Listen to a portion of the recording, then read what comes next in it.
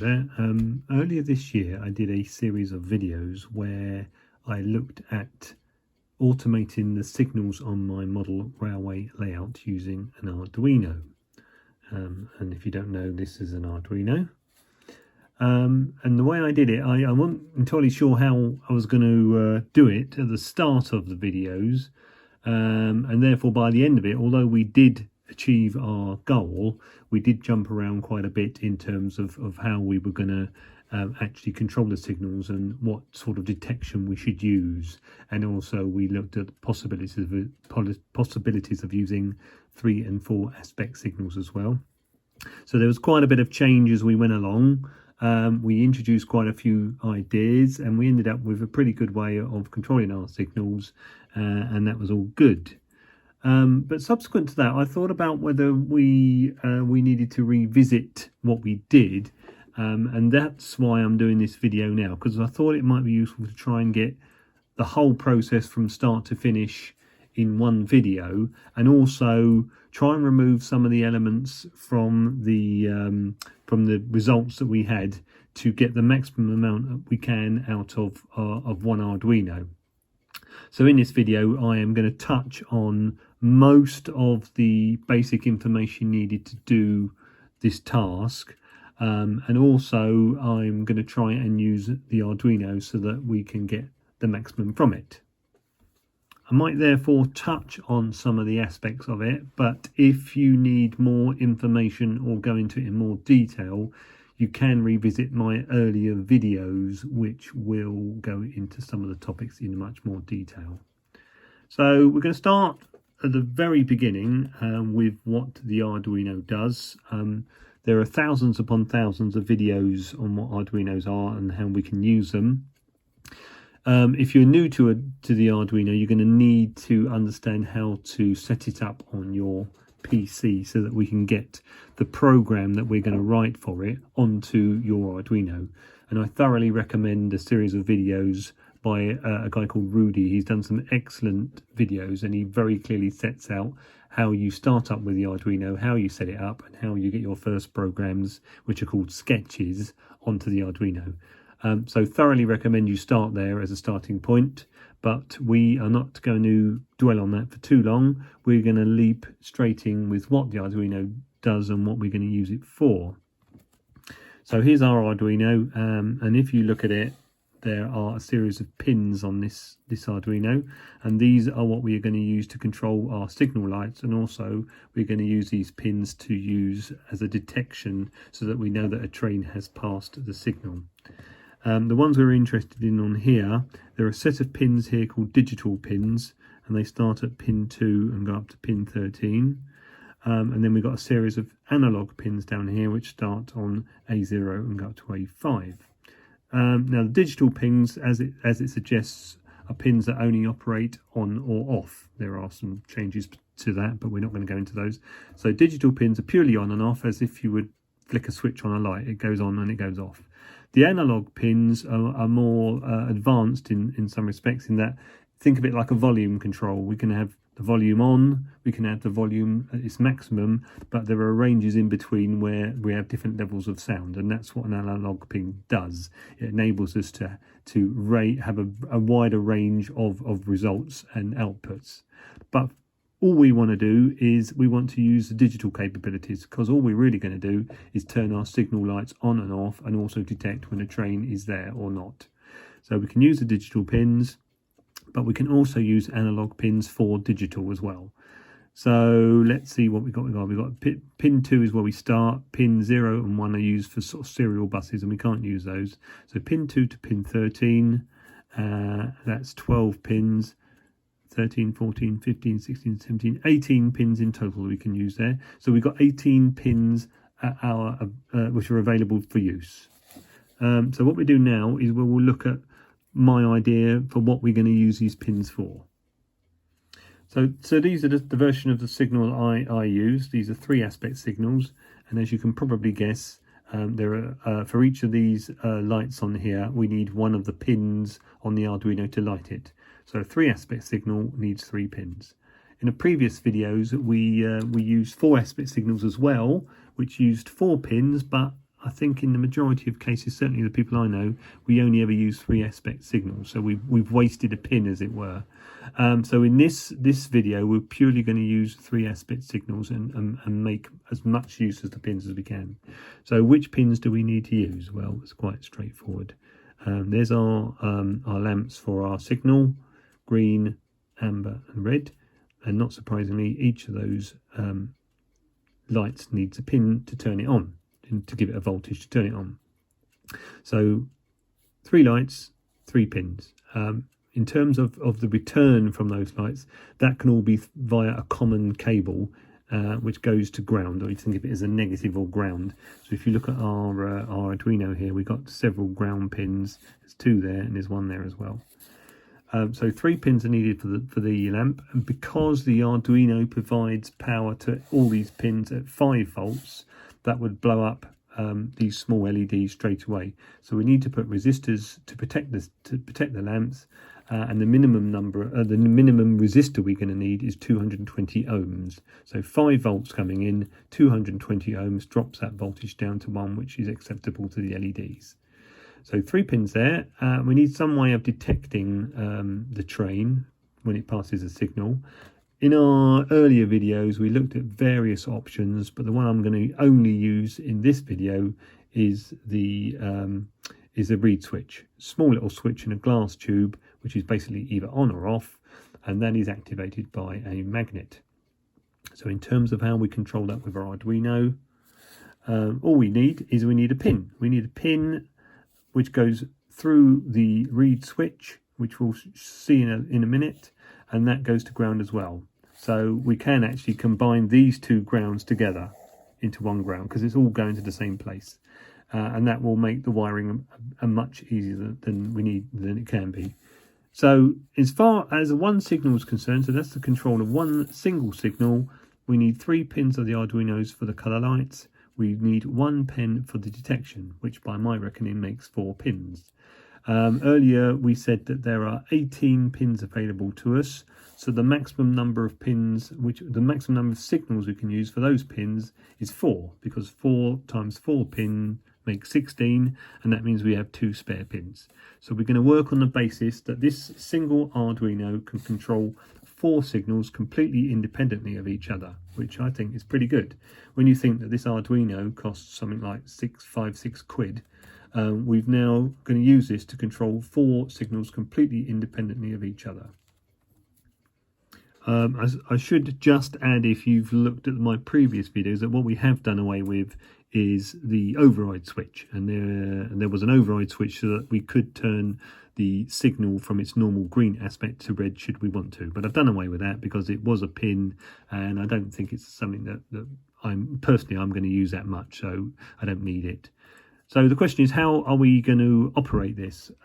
It's going to operate on a very straightforward basic timing system. Once a train is detected, and we need a magnet in our train locomotive, either underneath it, or in some instances the actual motors, the motor magnets will actually activate it. But once the train has been detected, the signal will go from its normal aspect of green to red. A certain number of seconds will pass, the red will go to amber, some more seconds will pass, and the red will go the signal will go from amber back to green, and that's it really. The only added complication we need to put in is that should the train pass an amber signal, that amber needs to go to red, and then the sequence starts again. So a number of seconds pass from red to amber, a number of seconds pass from amber to green, and that's it. That's all we need to do. So what we're going to do now is we are now going to prepare the sketch so that we can do this and is actually relatively straightforward to do. When I did my original system earlier the year, it was quite complicated. I think probably because I had override switches in, and I had this needing to check if it was 3 or 4 aspect. But because we've only got 1 aspect, we've got 3 aspects, and that's the only one we're going to use, and we've got a simple detection, the actual writing of the sketch is a bit straightforward, and we're going to look at that now. Okay, so we're now in the Arduino writing software, which is where we create our sketches, and I've created a brand new sketch, and this is what will come up when you first open a new sketch, is, or if you like, the bare bones of what we need to do. But we're going to copy and paste our program from a download, which I'm going to provide a link in the description of this video, so you can access the sketch that we are going to end up producing. And because we're going to copy and paste it, we don't need this information because it's already in it, so we need to get rid of everything here. So let's delete all that. And if you can see here, it says number 1, which is because I've turned the line numbering on. And for some bizarre reason, I don't think you can see this, but you just have to believe me. If you go to File, Preferences, and there will be a tick box which says Display Line Numbers, and make sure that's ticked, and therefore we can see line numbers, and that will mean that we'll be able to make sure that when we copy and paste, we copy the whole thing, because the line numbers will match up. So we've made sure that if you followed the Fun with Arduino series I recommended earlier, that will tell you how to set your Arduino up and software so that the Arduino is connected to the software. You've selected the right type of Arduino, and we are now ready to get going. So what I'm going to do now is I'm now going to go into my notepad where I've put a copy of the sketch. Now I don't know how that will look to you, because you're going to click on the link in the description of this video, but in theory you're going to see something similar to what I'm looking at in a sec. Right, so I'm in Notepad, and this is the code, or it's called the sketch, which I've uploaded, and now you should be able to access by clicking on the link in the description of this video. So the simplest way to make sure we copy everything is I'm just going to click on there, and I'm going to Control A to select all, and Control Copy to copy. I now need to jump back to the Arduino program and paste that in, which is what I'm going to do now.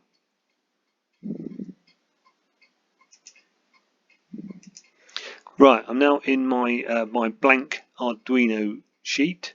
So now if I Control and V, that will copy the entire contents of the sketch into the Arduino. Now we can just make a double check here. The last line on my code here is 367 with a little curly bracket. That will make sure that you've copied everything over properly. And if you scroll right up to the top, number 1 will be some forward slashes. So that just to make sure that we've copied the whole thing across properly. And if you click on this arrow here, that will verify that the program copied across is okay, because it says done compiling down here. That tells me that there's been no errors. If we'd have accidentally chopped a bit off, we'd more than likely have found that there had been an error here, and you know something's gone wrong. So just by ticking this button here, we know that that's all happily done. What we do now is we will run through this, and I'll give you a brief rundown on what's going on, what you can change, and then we can get it loaded onto the Arduino. Okay, right, let's have a quick look through this. If you're unfamiliar with the Arduino, you won't need to change a lot, to be honest, but I thought it'd be useful just to run through what it's actually doing, in case you would like to have a fiddle around and try and make it do something slightly different. Right, first thing I'm just going to point out is any forward slashes like that, any 2 forward slashes just mean there's a comment after it. It has no effect on the program, so it's just a bit of informational text there. The only thing you actually need to change are what I've called the user set values. Now, if you remember, we've set up 4 signals, and they're all going to work completely independently of each other. But you need to decide how long each aspect needs to come on for. So for argument's sake, a train is detected, green goes to red, red stays on for a certain number of seconds, it then goes to amber, stays on for a certain number of seconds, and then back to green. Now on my layout, I've worked on the basis about 11 seconds per aspect works, for the simple reason, by the time my train has got back to the same signal, I wanted it to be on green again. Now, if I left the aspect on too long, by the time it got back, it would certainly be amber and possibly even red, which is something you don't want. So you just need to decide how long you want each of your signals to be on, and this is where you'll change that. At the moment, I set them to 10 seconds, or everything on the Arduino works in milliseconds.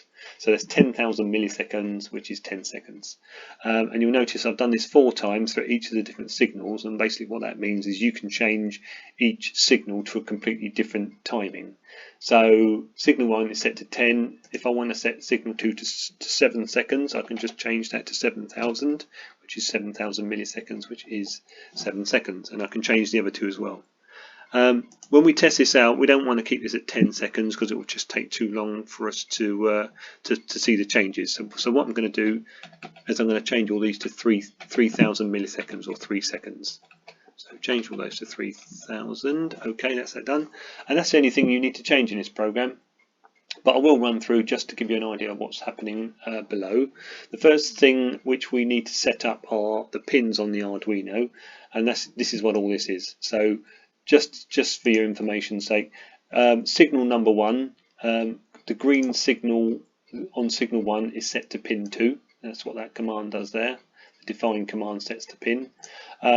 The amber on signal 1 is set to pin 3. The red is set to pin 4. And it's the same for all the other signals. So you don't change all them, they stay as they are. But what I've done is in the description of this video, there'll be a little link to a little crib sheet, and that will tell you which pin goes to which signal, just to help you put the Arduino together when you come round to it. The only other thing you need to know about are the train detection pins. There are 4 signals, so there are 4 train detection pins, and I've set those to the analog pins, if you remember, A0, A1, A2 and A3. So that's all that does. The next thing is we now set up some variables. And the way that I have done this is that we use something called a state case statement, and then I'll explain what that is in a minute. But basically each of the cases has a number of states, and the states relate to different aspects. So there'll be 1 state for red, 1 state for amber and 1 state for green. It's that sort of simple. Now I've set up, there's 4 signals, so there are 4 states set up, and if you can see here, I've set each of the states to number 1, and I'll explain why in a moment. So we'll come down here. So here's some variables. We then set up a number of timing variables, and the reason why we've had to do that is obviously the way we do our timing in this is we use the internal clock, which has a command called millis, and basically what we do is we read that clock and then we tell it needs to do something in the future in relating to our timing here. So for argument's sake, we say in 10 seconds time we want the aspect to change from red to amber. So these variables handle all that. We then set the pins up on the Arduino, and as you could probably guess, most of the pins are output pins because we are sending voltage to the lamps from the Arduino, so they're all outputs. The difference being is the detection. Now the detection is an input pin. In other words, it's reading our little switches to determine whether or not a train has passed. So they're inputs, outputs. That's all we need to do there. And then all I've done then is I've written a little sequence which tests the lamps on the signal. So when you first turn on the Arduino or you reset it, it will go through this little sequence. It will turn on the green lamps, turn them off, turn on the amber lamps, turn them off, turn on the red lamps, turn them off. So that just makes sure that all the bulbs in our signals are working, and that's what that does. And then we actually get to the main part of the program, which runs around in what's called a loop, and as you could probably guess, that just means that it continually is running and checking and making changes. And now we get to the bit where we actually control the signal, and this is called the switch case statements. And basically, the way I think about it is that if you think of the switch as a corridor and the cases as doors, so you go down this corridor and certain doors are locked and certain doors are open, and depending on what we set our states to, depends on which doors open. Now, if you remember rightly, at the top here, I said that each of the states is set to 1. So, if you like, door 1 is already open. So we come down here, and you can. I'll just briefly run through what's happening. It's quite clever, really. So we've got a switch here, and we've called it state 1. And at the moment, state 1 is set to 1. So there's case 1 there. So they're set to 1. There's another case down here set to 2. Now the only door that's open for case is case 1. So the first thing the program will do, it'll come down here, and it will jump into this part of the program. And what happens is it says, right, I'm going to turn on the green lamp on signal number 1. If it's already on, I'm going to turn off amber. I'm going to turn off red anyway. So that's the default state, because we've got a green lamp on signal number 1. What does it then do? It then detects, it then just checks to see whether the train detection pin has been activated. In other words, has a train passed our little read switch. If it hasn't, then it hasn't got anything else to do. It can just keep jumping out of this program, coming back and checking. And that's all this does at the moment. The only thing that will change that is when a train is detected. So once a train is detected, it then jumps down into the next part. And what does that do? That opens up one of the doors in our other switch, which we call transition 1. So transition 1 is for signal 1, state 1 is for signal 1. So this is all to do with signal 1. And what it does is it opens the door number 1 and 2. Now this part of the program, the work is done. So we want to shut this door. We want to shut the door on case 1. So we set state 1 to 0. In other words, case 1 is no longer open. Case 2 is already open. It's shut anyway, so it can't get in there. So the only thing the program can now do is go here. We've opened the door. We've shut that door. Then what does it do? It then starts its timing process. And how does it do that? Well, it's quite simple, really. It reads the internal clock. And it says the end of our thing which needs to happen is the current time plus our signal time, which we set up at the top. You remember if you remember, I said it was set to 10 seconds, and we've set it to 3 seconds. So our current time is where it starts, and what will happen in the future will happen in the time now plus 3 seconds. So in 3 seconds, something will happen. What happens then? Well, this part of the program has now done its job, and it breaks. It jumps out. Now, if you remember, the only place the program can now go is here. It's in transition 1. Case number 1, 2. So what does that do? Let's have a look. Here we go. Here's transition 1. And the only door that's open at the moment is case 1, 2. So it's now going to jump into here. What does that do? It turns off the green lamp, it turns off the amber lamp, and it turns on the red lamp. So we're now in the red aspect phase. We've set the timer running already, and nothing now will happen until the clock gets to the end of that timer. In other words, our time plus the 3 seconds in the future. And it will keep checking that. Keep checking until that actually arrives at that time. And what happens then? It then says, right, okay, this part of the program is now done. So I'm now going to shut the door on transition number 1. That's now shut to 0. And I'm going to open the door on state 1. I'm going to open door number 2. It breaks, it jumps out of here again. And there's only one place it can go now, and that's here, state 1, door 2, for want of a better word. So let's have a look at that. Here we are, here's state 1. The only door now open is door number 2. What happens then? Green lamp is off, amber light comes on, and the red light goes off. So we've gone from red to amber. And then we do exactly the same thing. We start another transition. We close this door again, so it can't get back in here, and we start the timer again for the amber. And that is pretty much it. It's quite a clever way to do it. And the advantage of doing this is that the program is continually jumping in and out of these various cases, checking to see if anything's changed. And the reason why that's such a good thing is because I can now do this 4 times. Switch state 1 is for signal number 1. And then we've got switch case state number 2, and then state 3 and state 4 below. And what's good is it can keep jumping in every single one of these states, checking to see if things have happened. And the advantage of that is that all the signals will be completely dependent of each other. It doesn't nowhere does the program get bogged down in this part of a program where it stops and then it's just sitting there twiddling its thumb. It's forever jumping in and out of all these different states and checking on the situation. So it's quite a clever way to do it, really. So I'm sorry if I've gone into that a bit too heavily, but that is basically it.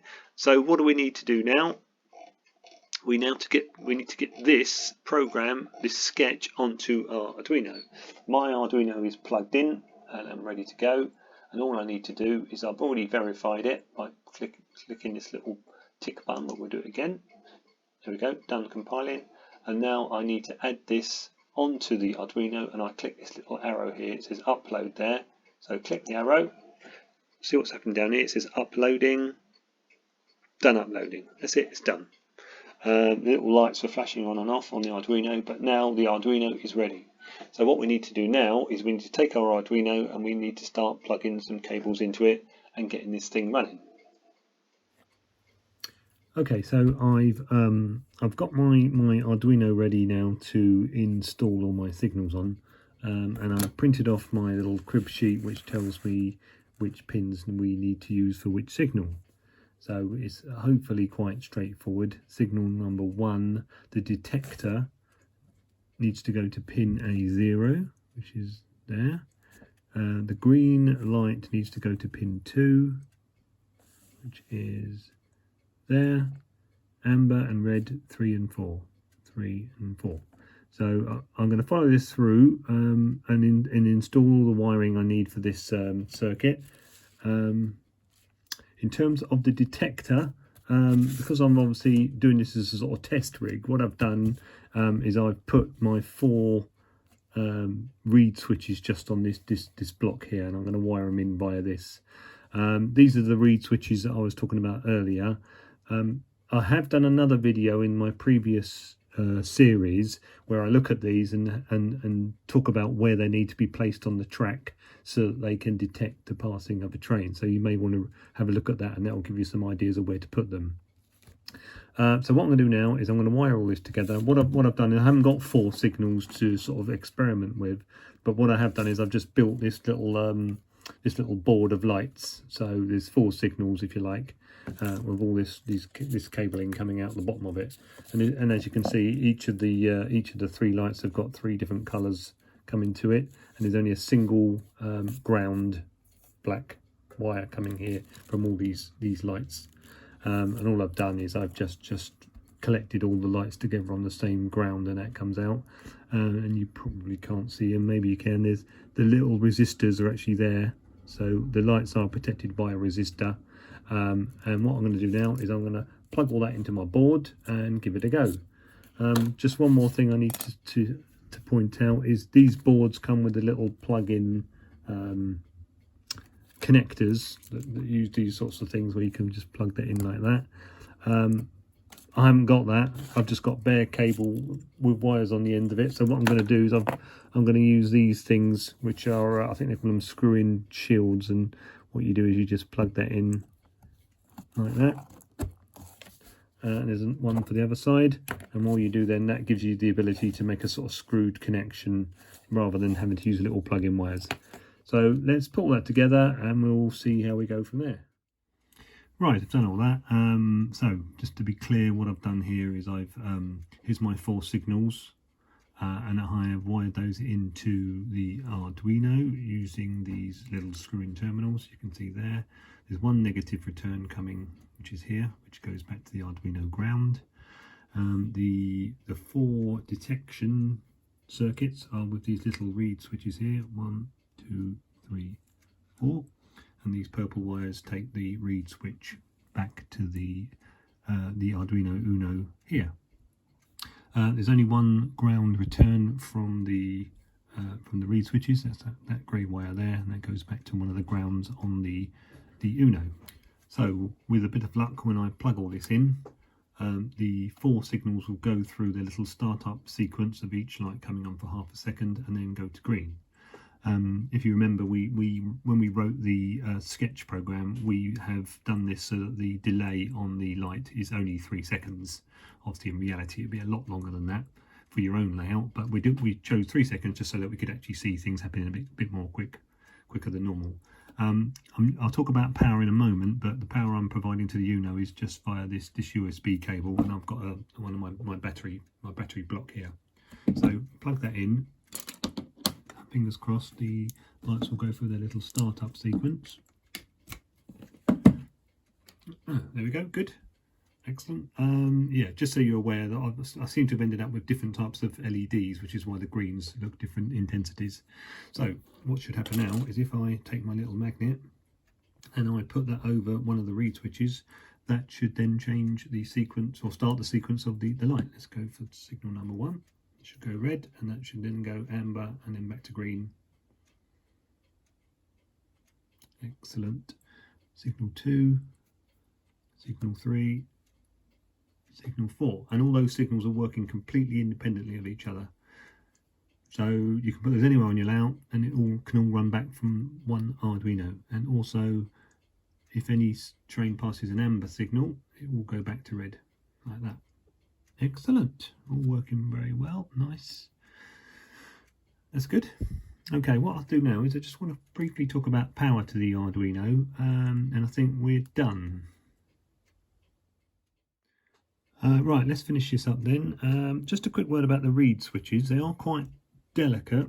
It's a little glass tube with a wire going through the middle of it, and I've noticed to my error that you can't just bend the legs like I've done here. It's much easier if you put a pair of small pliers between the glass tube and the wire and then bend it like that.